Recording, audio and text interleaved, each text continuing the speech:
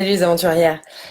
Vidéo sur c'est quoi l'erreur de priorité que je vois énormément d'entrepreneurs faire à différents stades de l'entreprise, mais particulièrement au début ou dans les temps de pivot. Du coup, il y a besoin de se réapproprier une nouvelle façon de fonctionner.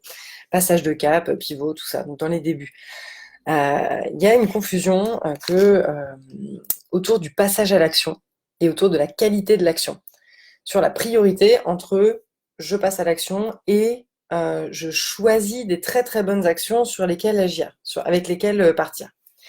Exemple, donc ce matin j'étais au téléphone avec une cliente, on fait une séance et elle me dit bah voilà, là du coup je vais commencer à publier des choses sur internet, mais il y a une opportunité pour moi de faire connaître mes services à distance parce que d'habitude elle fait beaucoup de présentiel. Et elle me dit bah, je vais profiter de tout ce que moi je suis en train de découvrir sur moi-même en tant que businesswoman pour partager ça avec mon public et puis du coup voir comment les gens réagissent à ça. Ok, top. Le truc, c'est qu'elle me dit tout de suite après, bah, est-ce que je pourrais t'envoyer des choses que j'écris et comme ça tu peux me dire bah, si c'est bien et du coup est-ce que vraiment ça a de l'utilité, est-ce que vraiment c'est comme ça que c'est bien de communiquer. Autre exemple dans le même genre, en stage de business zéro regret, j'ai des clientes qui disaient bah voilà, moi j'ai envie de coacher des groupes, mais bah, je sais pas trop par où commencer. Alors du coup, bah, je vois que j'avance pas sur ce sujet, je sais pas par où commencer. Bon, il y a une grosse confusion sur ça et sur votre priorité en tant qu'entrepreneur. Je vous montre un dessin d'une qualité graphique. Merci d'être ébahi par la beauté de ce dessin. Donc, il y a deux cas en fait. Dans le cas numéro un, on a un entrepreneur. Donc là, il y a 30 petites cases. J'ai entouré en vert les cases qui correspondent à une bonne décision. J'ai entouré en rouge les cases qui correspondent à une pas bonne décision. Et j'ai entouré en rien du tout les cases où on ne sait pas parce qu'on n'a pas l'info. Parfois, on prend des décisions, on ne sait pas exactement comment ça marche. Donc le cas numéro un, ceci n'est pas du tout une caricature par ailleurs, hein. C'est très très réaliste la façon dont j'ai fait les deux cas. Cas numéro un, c'est quelqu'un qui va passer à l'action tous les jours. Par exemple, bah, je décide que je veux communiquer sur Internet, donc je vais écrire tous les jours quelque chose. Des fois, ça va être des petits posts, des fois, ça va être des longs posts, je vais tester des vidéos, je vais tester de l'audio. Je m'en fous un peu de la quelque part de la qualité de mes posts. Je m'en fous un peu quelque part de la cohérence d'une journée sur l'autre. Bien sûr que j'ai une envie de faire des choses de qualité et d'avoir de la cohérence, mais mon focus numéro un n'est pas sur j'ai écrit un super bon post, mais sur j'ai écrit un post tout court. Donc on est sur une forme d'entraînement et de répétition. Donc qu'est-ce qu'on voit bah, sur la quantité de posts, il va y en avoir peut-être trois qui sont vraiment de la merde. Il va y en avoir peut-être 7 ou 8 qui sont particulièrement pas mal, et peut-être moins que ça. Mais en tout cas, dans le mouvement du cas numéro un, ça n'a pas d'importance. C'est-à-dire, j'ai écrit trois posts qui étaient pas mal, ça me fait pas arrêter de passer à l'action. Je retombe sur un post ensuite qui marche pas du tout ou qui est pas très très bien. Ça m'empêche pas non plus de continuer à passer à l'action. Pourquoi? Parce que de toute façon, mon focus, il est sur la répétition, le passage à l'action, le passage à l'action, le passage à l'action. Cas numéro 2, je passe à l'action peu, c'est-à-dire je vais mettre beaucoup de réflexion. Je vais me dire, attends, c'est quoi mon positionnement, vraiment très exactement ma niche. Moi, je suis qui en fait professionnellement? Qu'est-ce que j'ai envie d'être? Quelle est ma couleur? Quels sont mes talents spécifiques? Qu'est-ce que j'amène d'ultra unique sur le marché? Avant même de passer à l'action. Donc, qu'est-ce qui se passe? Il va y avoir peu de passage à l'action parce que c'est très très bloquant toutes ces questions. Moi, je peux vous dire pour avoir tourné un paquet de temps dans ma tête avec cette merde que je passais peu à l'action quand j'étais dans ces moods-là.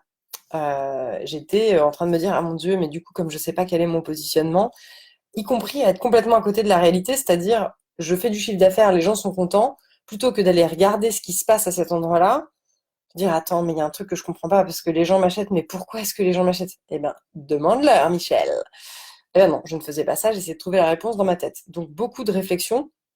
Et du coup, quand il y a une action qui arrive, si elle est négative, elle va avoir un très fort impact émotionnel. Forcément, vous avez vu la gueule du tableau, il y en a eu qu'une depuis des semaines. Oh, c'est très dur de faire ce truc à l'envers. Il n'y en a eu qu'une depuis des semaines, donc elle a énormément d'impact émotionnel. Donc elle nous abat. Si on a passé des semaines à réfléchir, on pose une action, on prend une décision et boum, ça donne pas les résultats qu'on voulait, forcément, c'est décourageant. À l'inverse, dans le premier tableau, comme de toute façon je suis dans un mode répétition, bon bah s'il y en a une qui marche pas, oui c'est clair, sur la durée, tous les entraînements sont pas géniaux et délicieux. Donc ça c'est la première chose. La deuxième chose, c'est que dans le deuxième cas, ce qui est pervers, c'est que les bonnes actions vont aussi vous paralyser. Tout est paralysant. Les bonnes actions vont vous paralyser parce que oh là là, j'ai fait un truc bien, mince, du coup, ça veut dire que maintenant, il faut que je fasse un truc vraiment au même niveau, je sais pas trop qu'est-ce que j'ai fait pour que ça marche, donc du coup, bah, comment je fais pour réitérer ça tout crée en fait du surplus émotionnel. Et donc, c'est ce que je disais sur la confusion, sur la priorité.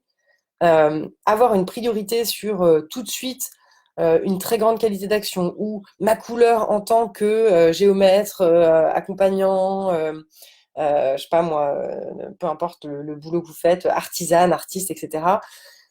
Tout ça va être à côté de la plaque parce que il y a un très fort focus sur je vais réfléchir à ça pour poser la très bonne action pour avoir des résultats. Mais ça ne marche pas du tout comme ça, mais pas du tout.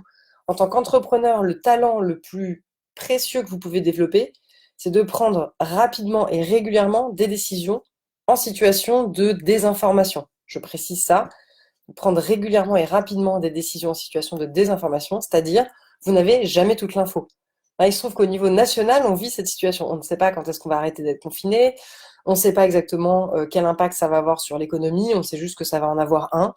On ne sait pas si le gouvernement qui nous fait des coups de je décale les charges, qui est super Michel, mais donc il va quand même falloir les payer, est-ce qu'ils vont faire grâce des charges à un moment ou est-ce qu'ils vont juste les décaler bref, on a beaucoup d'incertitudes. Mais en fait, la vie d'un entrepreneur, c'est tout le temps ça. C'est tout le temps ça jusqu'à un certain stade. Et après, c'est d'autres questions qui se posent. Mais jusqu'à un certain stade, c'est tout le temps ça. Est-ce que cette offre que je vais lancer va fonctionner ou pas? Est-ce que cet article que j'ai écrit va fonctionner ou pas? Et donc là, j'ai envie de vous prendre un modèle pour illustrer ça. Pour moi, un modèle dans l'art de la répétition comme ça, c'est un mec qui s'appelle Léo Babauta, Babauta, qui est un Américain qui a commencé à écrire il y a une dizaine d'années sur le sujet du zen, en fait, en racontant un peu comment lui, il changeait de mode de vie. Donc, il est passé de la caricature américaine, quoi, un gros gars qui fume dans un boulot chiant, et maintenant, c'est un mec super fit, super zen, qui médite 45 heures par jour, et il a 7 enfants, il fait l'école à la maison. Bref, il est rigolo, en fait. Il a beaucoup il a beaucoup de matos dans sa propre vie qu'il a eu envie de partager. Et Léo Babota, qu'est-ce qu'il a fait dès le début de son blog? Et il a peu molli dans le temps. Donc il est resté fidèle à ce mode de fonctionnement très longtemps.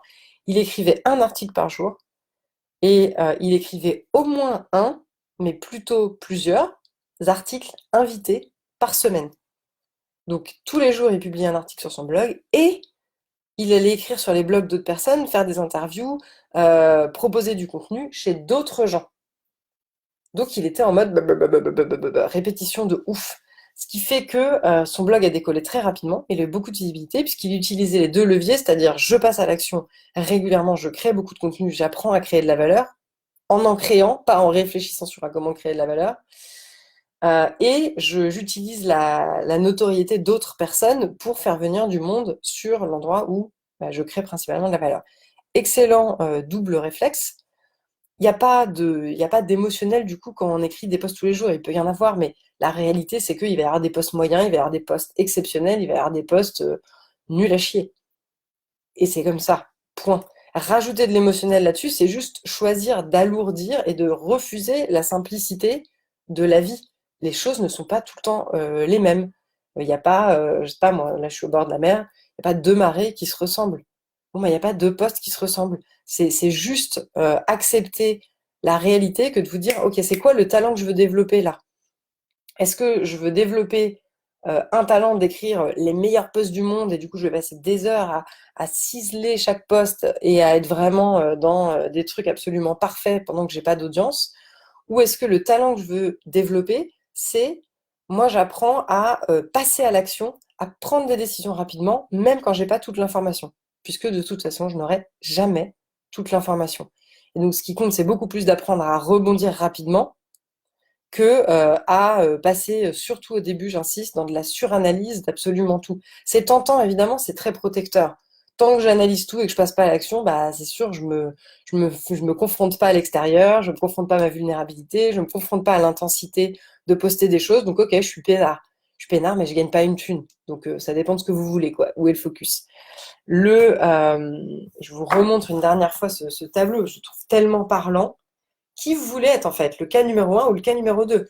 Le cas numéro 2, c'est le sportif qui, à chaque fois qu'il perd un match, bah voilà, il met 3 semaines et demie à s'en remettre, voire plus, parce qu'il est en train de juste se laisser complètement abattre par un événement qui surinvestit d'émotionnel.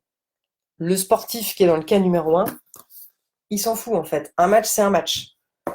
Exemple de ça, donc qui sort de l'entrepreneuriat, mais qui parle parfaitement de ça, un entraîneur mythique de l'NBA, Phil Jackson, donc je suis en train de lire son bouquin, et du coup il expliquait qu'il y a une forme de règle tacite dans le basket, à l'époque où il était coach, que quand l'équipe qu'on coach est menée d'un certain score, je crois que c'est 7-0, quelque chose comme ça, je ne suis pas sûre, je n'ai pas retenu les chiffres, je m'en fous du basket, quand l'équipe est menée à un certain score, le coach fait un temps mort et il appelle son équipe pour leur donner des stratégies, leur gueuler dessus, revoir des trucs, enfin peu importe.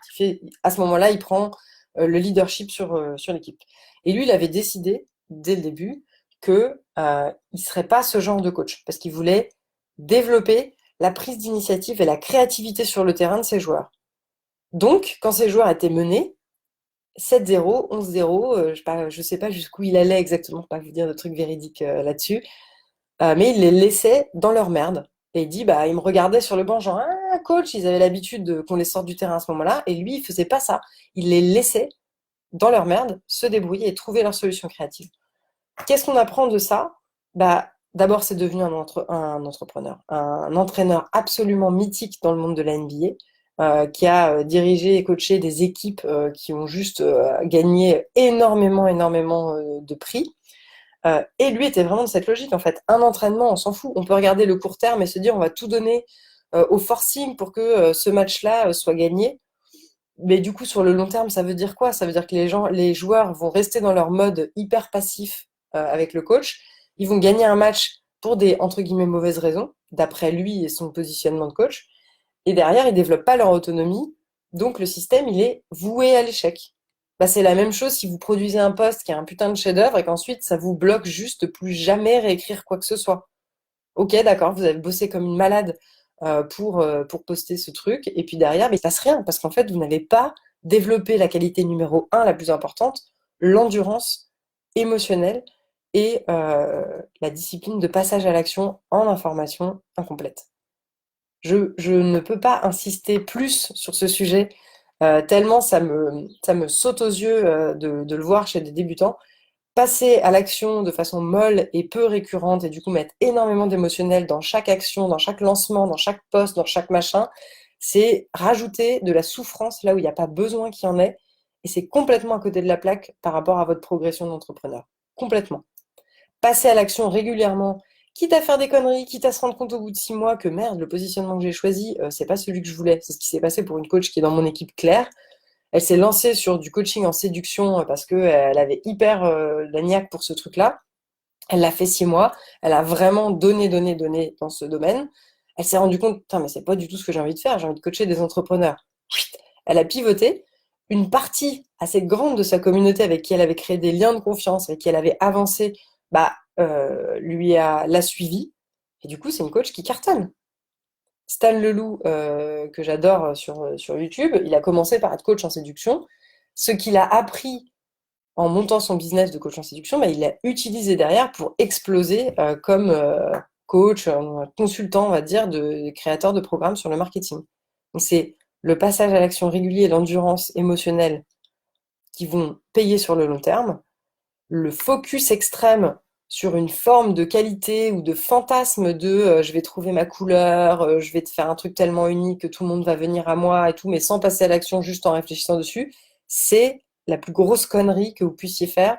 Ça va muscler de la souffrance, vous allez en chier, et en plus, ça ne va pas marcher. Donc voilà.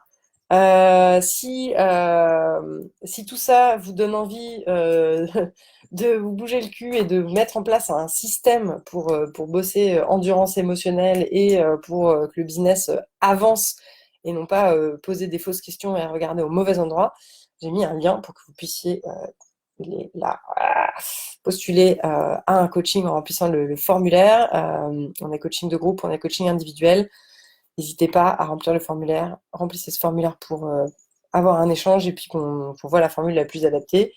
Et puis, sinon, en tout cas, les deux schémas, passage à l'action, priorité sur votre endurance, votre passage à l'action, et pas du tout sur la perfection ou la qualité des actions en question. On s'en fout. Je lis le commentaire d'Elodie. Pour compléter sur le non-passage à l'action, j'ai été bloquée car je voulais m'adresser à une niche sur laquelle j'étais complètement illégitime. C'était pas complètement conscient, j'avais pas d'inspiration, pas d'énergie. Il a fallu que je vois ça pour que ça débloque ma créativité et production de contenu. Là voilà, si ça bloque effectivement, vous pouvez peut-être avoir besoin de prise de recul et euh, de regarder ce qui se joue pour vous. Mais en tout cas, un business où vous prenez pas beaucoup de décisions tous les jours, c'est à côté de la plaque. Ça ne va pas. Il y a quelque chose qui ne va pas. Vous pouvez vous dire en tout cas que ça, c'est un indicateur qu'il y a quelque chose qui déconne. Bon après-midi, à bientôt. On est en live, je suis en live business coaching demain sur le groupe des aventuriers sur YouTube, demain vendredi 20 mars. Si vous voulez être coaché en direct, posez vos questions, mais il suffit de rejoindre le groupe et puis de venir demain à 10h du mat. Bon après-midi, à bientôt.